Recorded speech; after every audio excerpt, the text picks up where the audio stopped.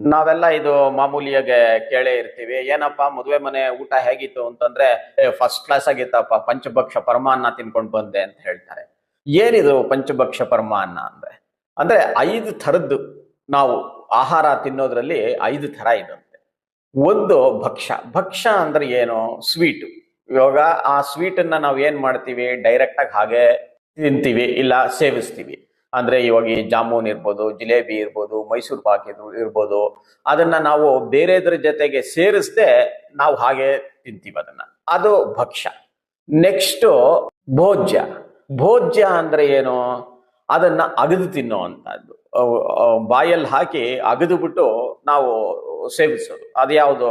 ಇವಾಗ ಚಪಾತಿ ಆಗಿರ್ಬೋದು, ಪೂರಿ ಆಗಿರ್ಬೋದು, ಇಲ್ಲ ಯಾವುದೋ ರೈಸ್ ಬಾತುಗಳು, ನಾನಾ ಥರದ ರೈಸ್ ಬಾತುಗಳಿದೆಲ್ಲ, ಅದನ್ನ ನಾವು ಹಾಗೆ ನುಂಗಕ್ಕಾಗಲ್ಲ, ನೆಕ್ಕಕ್ಕಾಗಲ್ಲ. ಅದನ್ನ ನಾವೇನ್ ಮಾಡ್ತೀವಿ, ಅಗದು ತಿಂತೀವಿ. ಇದು ಭೋಜ್ಯ. ಮೂರನೇದಾಗಿ ಲೇಹ್ಯ. ಲೇಹ್ಯ ಅಂದ್ರೆ ಏನು? ಅದನ್ನ ರಸವಾಗಿ ನಂಜಿಕೊಂಡು ಇಲ್ಲ ನೆಕ್ಕಿ ತಿನ್ನುವಂತಹದ್ದು. ಉದಾಹರಣೆ ಹೇಳಬೇಕು ಅಂದ್ರೆ ಉಪ್ಪಿನಕಾಯಿ ಇರ್ಬೋದು, ಇಲ್ಲ ಗೊಜ್ಜಿರ್ಬೋದು, ಅದನ್ನ ನಾವು ಬೇರೆದ್ರ ಜೊತೆಗೆ ತಗೊಂತೀವಿ, ಇಲ್ಲ ಅದನ್ನ ನೆಕ್ಕಿ ತಿಂತೀವಿ. ಅದು ಲೇಹ್ಯ. ನಾಲ್ಕನೇದಾಗಿ ಚೋಸ್ಯ. ಚೋಸ್ಯ ಅಂದ್ರೆ ಏನು? ಅದನ್ನ ಹಿಂಡಿ ತಿನ್ನುವಂತಹದ್ದು. ಉದಾಹರಣೆಗೆ ಹೇಳಬೇಕು ಅಂದ್ರೆ ಇವಾಗ ಮಾವಿನ ಹಣ್ಣಿನ ಕಾಲ, ಮಾವಿನ ಹಣ್ಣನ್ನ ನಾವು ಹಿಂಡು ಅದನ್ನ ಆ ರಸನ ಸೇವೆ ಮಾಡ್ತೀವಿ. ಕೊನೆಯದಾಗಿ ಪಾನೀಯ. ಪಾನೀಯ ಅಂದ್ರೆ ಏನು?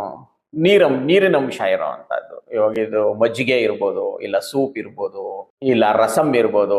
ಇದನ್ನೇನ್ ಮಾಡ್ತೀವಿ, ನಾವು ಹಾಗೆ ಸೇವಿಸ್ತೀವಿ, ಅಂದ್ರೆ ಹಾಗೆ ಕುಡಿತೀವಿ. ಇದು ಪಂಚಭಕ್ಷ. ಪರಮಾನ್ನ ಅಂದ್ರೆ ಏನು?